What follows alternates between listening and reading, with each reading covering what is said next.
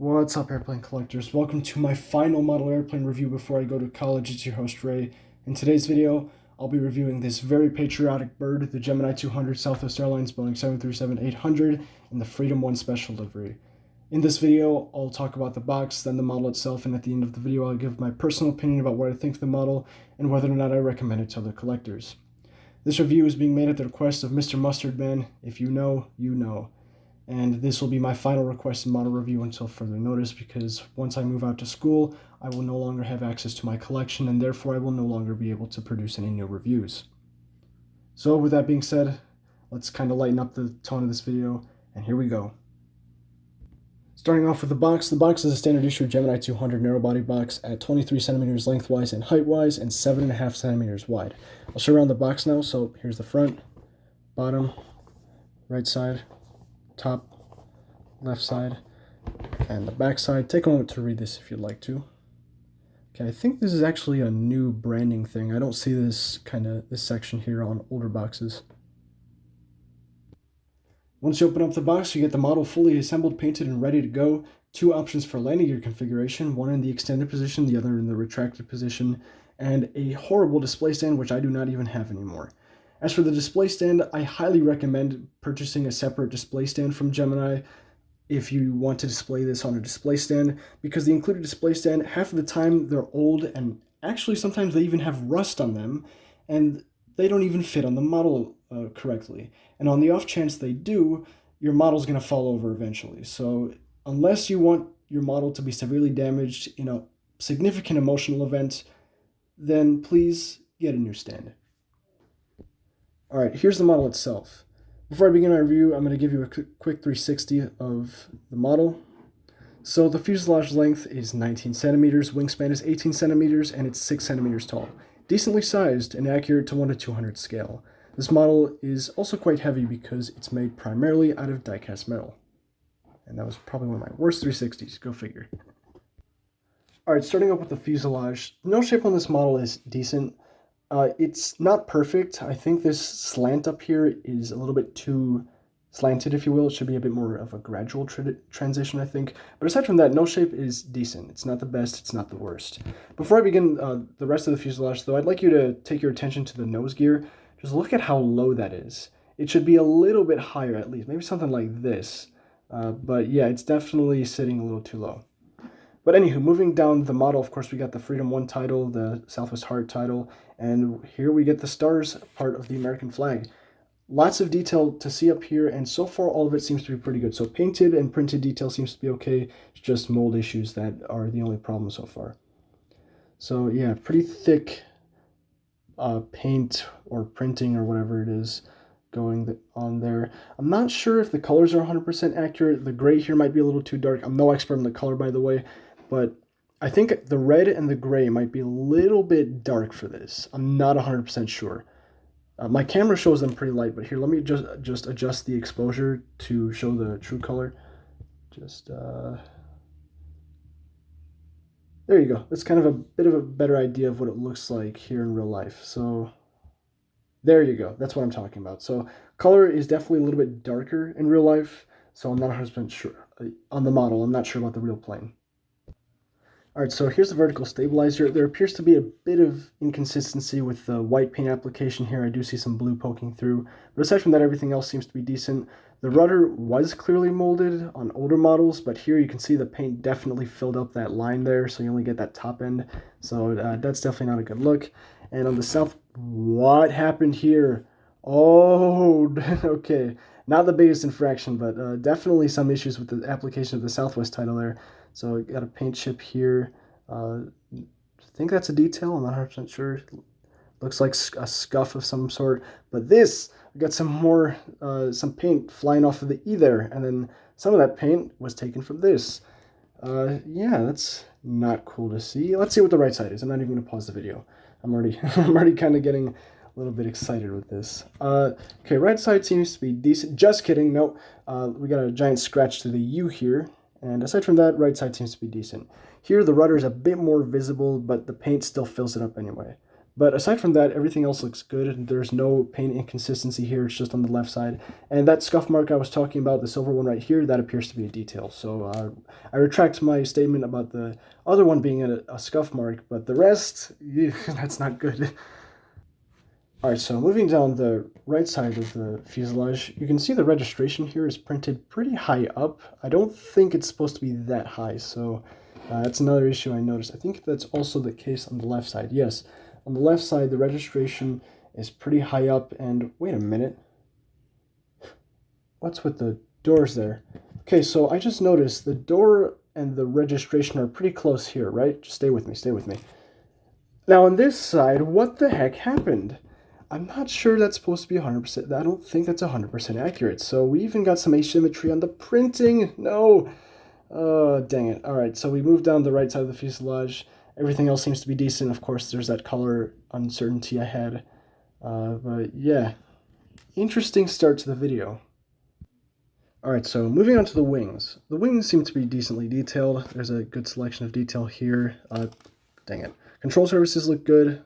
I don't see any paint overfilling those. Painted forward slats look good. And the flat fairings are also painted dark red, so that's nice to see. The cylinder tips don't have any paint or details on them. Well, they don't have any details on them, but they still look pretty good. This is accurate to the real aircraft. The shape seems to be okay. They might be a little bit oversized, but they're okay. Bottom of the wings, not much down here. I did say the flat fairings were painted red, which is accurate. Very nice detail to see. And here's that right wing. Right wing looks okay as well. So at least the wings are pretty decent. Moving back to the horizontal stabilizers in the rear section, these look pretty good, no complaints. APU looks good. The exhaust is clearly defined, no complaints. Back here, everything seems to be mostly symmetrical. I don't see any application issues or anything. Back here, we've got a very small antenna. It's hard to see, but it's there. It seems to be attached pretty well. It's very sharp too, so if you're handling this model, be very careful. It definitely will poke you, as it has poked me in the past. And right on from here, we'll move on to the engines. Engines on this model seem to be okay. They are either a little bit too long in terms of length or a little too short in terms of height. So the shape is a little finicky, but still they look good. The pylon is painted red. The exhaust nozzle seems to be not aligned in the form that this is not aligned. The little centerpiece here is not aligned with the rest of the exhaust nozzle. There, you can see it. It's definitely a little high, so I guess something got twisted back there. I'm not 100% sure.